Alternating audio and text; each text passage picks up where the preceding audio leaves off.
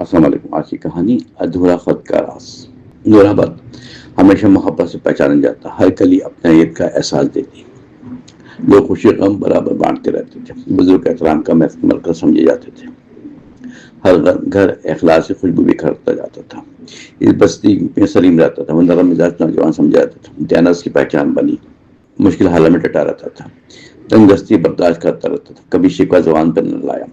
والد برسوں پہلے رخصت ہو چکے تھے. والدہ خاموش طبیعت رکھتی تھی. ان کی دعائیں سرمایہ بنتی تھی. ایک دن الماری صاف ہو رہی تھی. کپڑوں کے درمیان کاغذ دکھائی دیا. تحریر ادھوری معلوم ہوتی تھی. صرف چند سطریں لکھی ہوئی تھی. نیچے دستک مکمل موجود نہ تھی. کاغذ کافی پرانا محسوس ہو رہا تھا.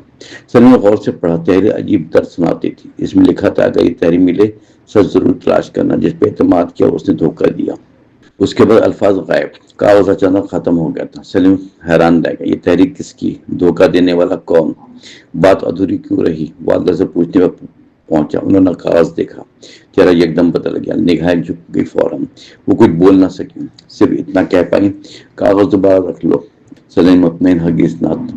دل بے چین ہونے لگا. اس نے خاموش تحقیق شروع کر دی. پرانے پڑوسی سے ملا. بزرگ کافی بیمار تھی. انہوں نے کاغذ دیکھا. چند لمحے سوچتے رہے. پھر دھیرے سے بولی تحریر پہچانتا ہوں مگر پوری حقیقت نہیں. صرف اتنا معلوم ہے کہ تحریر لکھنے والا تمہارا والد. سلیم چونک اٹھا. والد نے کچھ لکھی؟ بزرگ نے جواب دیا. وہ کسی پر بھروسہ کرتے. پھر اچانک بدل گئے.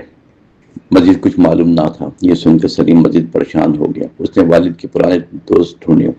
زیادہ منتقل ہو چکے تھے. ایک بزرگ مل گیا. انہوں نے خاموشی توڑی. بولے برسوں پہلے تمہارے والد شریک رکھتے تھے. ایک قریبی ساتھی تھا. دونوں سخت محنت کرتے. لوگ مثال دیتے تھے. پھر اچانک جدائی ہوئی. کسی نے وجہ نہ بتائی.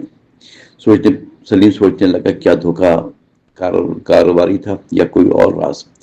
جواب ابھی باقی تھا. اس نے پرانے کاغذات دوبارہ دیکھنے شروع کیے. ایک رجسٹر ملا. چند صفحات غائب تھے. یہ بات عجیب لگی. رجسٹر آخر کس نے نامکمل کیوں چھوڑا؟ ایک صفحے پر صرف ایک نام واضح ملا. فرید. سلیم نے تلاش شروع کیا. قصبے میں کوئی بازا معلوم ہوا. فرید دوسرے شہر منتقل ہو چکا تھا. وہ فوراً روانہ ہو گیا. کافی تلاش کے بعد ایک چھوٹا مکان ملا. دروازے پہ ایک بوڑھا شخص نے کھولا. سلیم نے تعارف کروایا.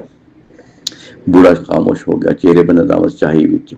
کافی دیر بعد بولا مجھے معلوم تھا کبھی ضرور آؤ گے. سلیم نے ادھورا خط سامنے رکھ دیا. بوڑھے ہاتھ کانپنے لگا.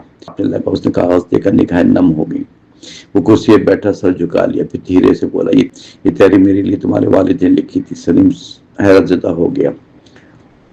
فرید نے کہنا شروع کیا. ہم دونوں شریک تھے. میں سخت مشکل میں تھا. بری صحبت اختیار کر لیا. غلط فیصلے کرتا رہا. قرض بڑھنا شروع ہو گیا. میں سچ چھپاتا رہا. آخر ایک دن میں نے غلطی کی. تمہاری والد جان گئے. انہوں نے ناراضگی نہیں بلکہ سمجھانے کی کوشش کی. کہا واپس آ جاؤ سب درست ہو جائے گا. مگر میں شرمندہ تھا. سامنا نہ کر سکا. اگلے دن انہوں نے یہ خط لکھنا شروع کیا. شاید معاف کرنا چاہتے تھے مگر اچانک طبیعت بگڑ گئی. تحریر مکمل نہ ہو سکی. سلیم خاموشی سے سنتا رہا. فرید مزید بولا میں سمجھ جا شاید وہ کبھی معاف نہ کرے. اس خوف نے مجھے دور کر دیا. برسوں پچھتاوا ساتھ رہا. ادھورا خط سنبھال نہ سکا. کسی طرح تمہارے گھر پہنچ گیا تھا. سلیم نے پوچھا کیا واقعی والد معاف کرنا چاہتے تھے؟ فرید نے آہ بھری. اگر نفرت ہوتی تو خط کیوں لکھتے؟ وہ سزا دیتے لیکن تحریر میں سچ تلاش کرنے کو کہا. انتقام لینے کو نہیں. یہ سن کر سلیم کی سوچ بدل گئی. اسے احساس ہوا ادھورا خط الزام نہیں معافی کا پیغام تھا. والد کسی کو بہتر انسان بنانا چاہتے تھے. بدلہ لینا مقصد نہ تھا. فرید نے الماری کھولی. ایک پرانا لفافہ نکالا. خط کہا برسوں محفوظ رکھا. یہ تمہارے والد کی آخری نشانی. لفافے میں رسیدیں تھیں. تمام قرض واپس کر دیے گئے مگر نام ظاہر نہ کیا. سلیم حیرت زدہ رہ گیا. والد نے خاموشی سے دوست کی مدد کی. کبھی ذکر نہ کیا. فرید رونے لگا. کہنے لگا یہ انسان انہوں نے ہی اپنے کردار سے بنایا. میں دیر سے سمجھا. سلیم نے آگے بڑھا. بوڑھے کو سنبھالا. میرے والد نفرت نہیں چاہتے تھے.